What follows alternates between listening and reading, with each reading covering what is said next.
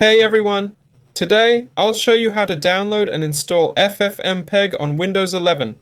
Open your browser and search for FFmpeg. Go to the first site, click Download, find Windows, and click there.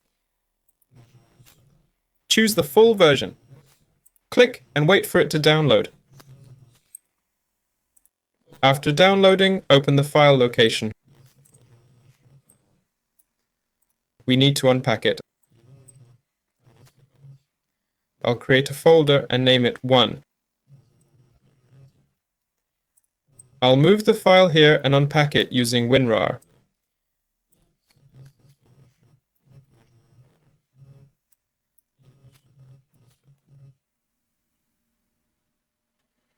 There, now we have this file. Rename it by removing this part.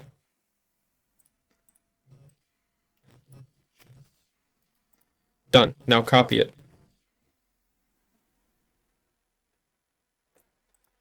And place it on the C drive. There. Next, we need the file path. Go to the C drive where we put it.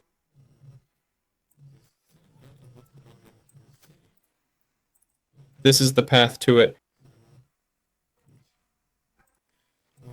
Go to the bin folder. We'll need this path. Now search for and open command prompt as admin.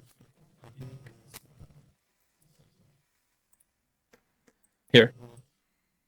Type this command.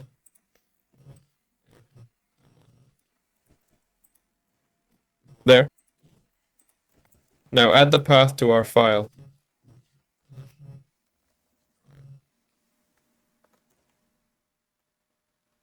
Press enter. It's saved. Let's check if it's on the computer. Type FFmpeg version and hit enter.